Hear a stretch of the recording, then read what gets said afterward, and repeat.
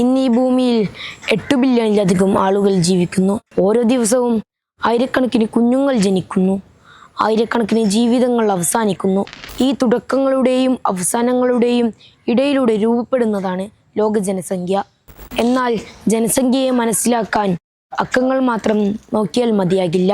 കാരണം ജനസംഖ്യ എന്നത് മനുഷ്യരുടെ ജീവിതത്തെയും അവസരങ്ങളെയും വിഭവങ്ങളെയും ഭാവിയെയും സ്വാധീനിക്കുന്ന ഒരു യാഥാർത്ഥ്യമാണ്. ഇന്ന് ജൂലൈ 11 ലോക ജനസംഖ്യാ ദിനം. 1989 ഈ ദിനത്തിൻ്റെ തുടക്കം. ഐക്യരാഷ്ട്രസഭയുടെ വികസന പദ്ധതിയായ UNDP ആണ് ലോക ജനസംഖ്യാ ദിനത്തിന് തുടക്കമിട്ടത്. 1987 ജൂലൈ 11 ലോക ജനസംഖ്യ 5 ബില്യൺ കടന്നതിനെ തുടർന്നാണ് ജനസംഖ്യാ വളർച്ചയുമായി ബന്ധപ്പെട്ട വിഷയങ്ങളിലേക്ക് ലോകത്തിന്റെ ശ്രദ്ധ തിരിക്കാൻ ഈ ദിനം രൂപം കൊണ്ടത്. എന്തുകൊണ്ടാണ് ജനസംഖ്യക്ക് ഒരു പ്രത്യേക ദിനം വേണ്ടി വന്നത്? കാരണം ജനസംഖ്യയുടെ മാറ്റങ്ങൾ എണ്ണങ്ങളുടെ മാത്രം കാര്യമല്ല, ഭക്ഷണത്തിന്റെയും വിദ്യാഭ്യാസത്തിന്റെയും ആരോഗ്യത്തിന്റെയും തൊഴിലിന്റെയും പരിസ്ഥിതിയുടെയും കഥ കൂടിയാണ്. ഐക്യരാഷ്ട്രസഭയുടെ കണക്കുകൾ പ്രകാരം 1999 ലോക ജനസംഖ്യ 6 ബില്യണിലെത്തി. 2011 അത് 7 ബില്യണായി. 2022 ലോക ജനസംഖ്യ 8 ബില്യൺ കടന്നു. വെറും 2 വർഷങ്ങൾക്കു ശേഷം 2024 അത് 8.2 ബില്യണിലെത്തി. എന്നാൽ ലോക ജനസംഖ്യ ഇപ്പോഴും വർദ്ധിച്ചു കൊണ്ടിരിക്കുകയാണെങ്കിലും വളർച്ചയുടെ വേഗത മുൻകാലങ്ങളെ അപേക്ഷിച്ച് കുറയുകയാണെന്ന് പഠനങ്ങൾ സൂചിപ്പിക്കുന്നു.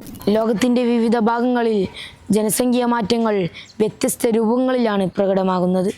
ഇന്ന് ലോകത്തിലെ ഏറ്റവും കൂടുതൽ ജനസംഖ്യയുള്ള രാജ്യമാണ് ഇന്ത്യ. 140 കോടിയിലധികം ആളുകളാണ് ഇന്ന് ഇന്ത്യയിലുള്ളത്. പക്ഷേ ലോകത്തിന്റെ ചിത്രം എല്ലായിടത്തും ഒരുപോലെയല്ല. ചില രാജ്യങ്ങൾ ഇന്ന് നേരിടുന്നത് ജനസംഖ്യ കുറയുന്നതിൻ്റെ വെല്ലുവിളികളാണ്.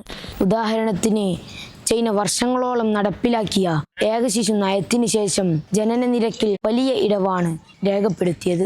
ഇന്ന് പ്രായമായ ജനങ്ങളുടെ എണ്ണം വർദ്ധിക്കുകയും തൊഴിലാളികളുടെ എണ്ണം കുറയുകയും ചെയ്യുന്നത് രാജ്യത്തിൻ്റെ പ്രധാന ആശങ്കകളിലൊന്നാണ്.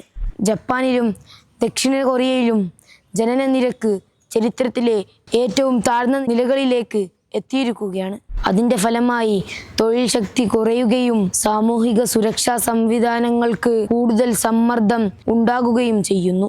ഈ അനുഭവങ്ങൾ നമ്മെ ഓർമ്മിപ്പിക്കുന്നത് ജനസംഖ്യയുടെ പ്രശ്നം എണ്ണം കൂടുന്നതോ കുറയുന്നതോ മാത്രമല്ല, ജനസംഖ്യയുടെ സന്തുലിതാവസ്ഥയും മനുഷ്യരുടെ ജീവിത നിലവാരവുമാണ് പ്രധാനമെന്നതാണ്.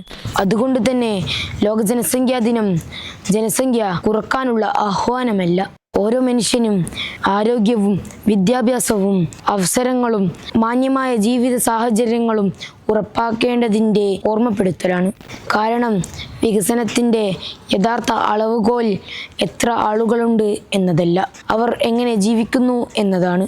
ഓരോ സംഖ്യക്കും പിന്നിൽ ഒരു മനുഷ്യനുണ്ട്. ഓരോ മനുഷ്യനും പിന്നിൽ ഒരു കഥയുണ്ട്. ആ കഥകളുടെ ആകത്തുകയാണ് ലോക ജനസംഖ്യ. ഇന്നത്തെ കഥ ഇങ്ങനെയാവാം.